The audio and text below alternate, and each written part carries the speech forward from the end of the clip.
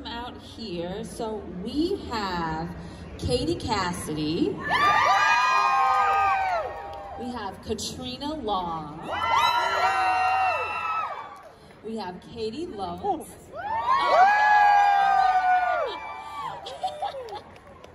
And we have Neal McDonough. So, come on. There we go. There's Neal.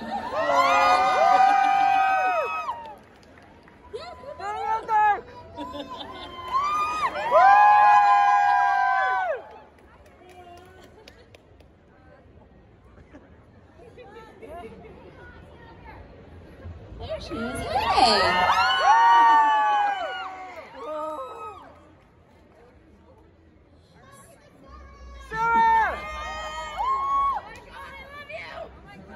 Captain Lance! Oh, your mic's not on? Oh, there we go. Oh, there. Hello. How lucky am I to be sitting with these two? Welcome to really distracted backstage. So we haven't seen each other in forever. So you know, that pandemic happened. So we were just saying hi and chatting and not listening to announcers. Hi. Hi. So, thank you guys for coming to the con, and I'm sure all of us here, of course, we are fans of the series. We loved the series when it was on. It was on for 8 seasons, and it really changed live action television for DC, especially because Arrow kickstarted the kickstarted the Arrowverse. It kickstarted all of the spin-off series from The Flash to Legends of Tomorrow. And when you started the show, or when you came on the show, obviously Green Arrow and characters like Black Canary and these iconic classic figures that have been around since the 40s, and this mythology that has been here for decades before or jumping into your roles, whether it was from the comics or even the show, what it was for the show. How did the comics or the media beforehand influence your roles into getting ready for the series? Were you familiar with the comics? Were you familiar with the kind of mythology behind the characters and the storylines in the show? And if you weren't, did you kind of jump into it at all? Did you use it as a reference to kind of mold how you would act on the show? And that's for... So,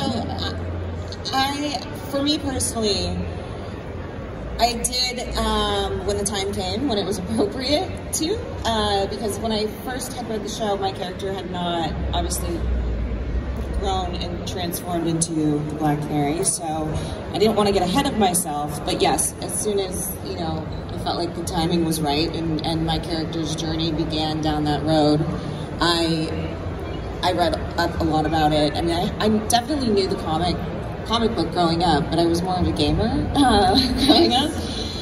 But I definitely obviously educated myself and wanted to give, as much of a hats off and kudos to the comic and to the fans, and do it as much justice as possible to make everybody happy. So yeah, I definitely considered it when I was doing character backwork and development.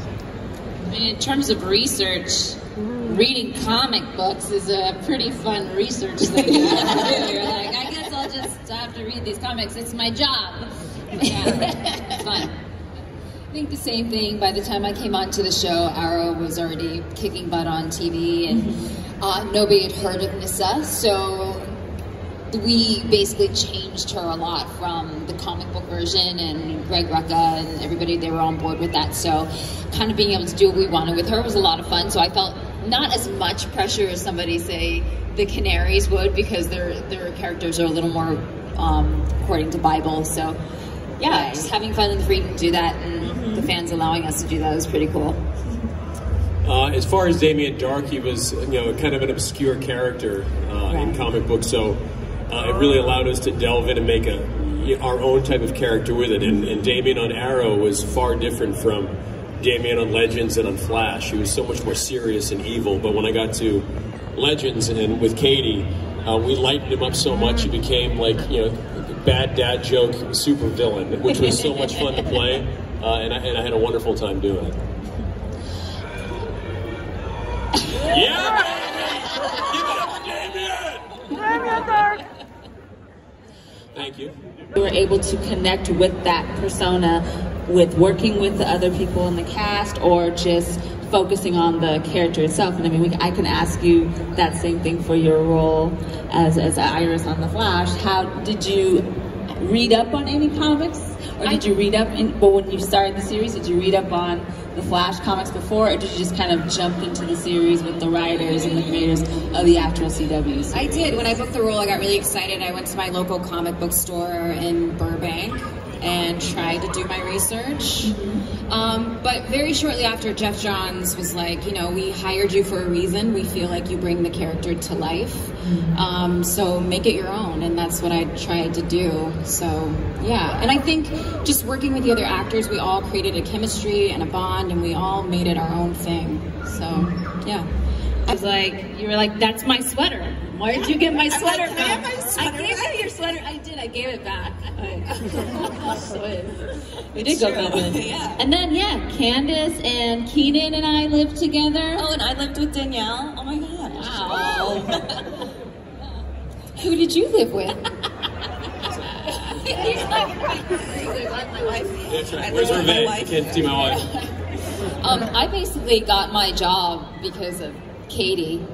So when we had our audition, neither one of us knew what they were setting us up for, and we both kind of walked into the audition, looked at each other and went, let's give it a try. And I guess we had good chemistry, and thanks, Caity.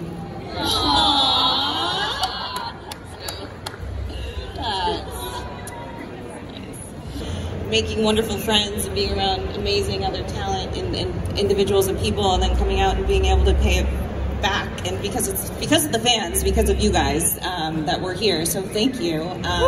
It's just an amazing feeling. Yeah, it's incredible. Well, put it this way. Look at all of you people who are here today because you wanted to see us talk up on a panel. No, but you know, we love you guys more than you could possibly imagine, because without you, there's no way we'd be here. You guys all came out today on a Saturday afternoon to show your love to us. So thank you. You guys are amazing. We missed you guys more than you can imagine. I think it's easy to forget. That's such a good point. When we're shooting in Vancouver 9 months out of the year, we don't see you guys. We don't see your faces. And I haven't done a convention in so long, and I miss being able to see the people who are watching these shows and to see how much you guys love these characters. I forget sometimes until I come and see this. It's incredible. I mean, for me to play Iris West Allen and to reimagine her as a Black woman and bring her into this century as, you know, someone that a lot of minorities can see and look up to, that's huge for me. I think it's really an awesome thing. I don't think I'll realize it until maybe 10 years after the show, like, the impact. You're still in shock. I'm still in shock.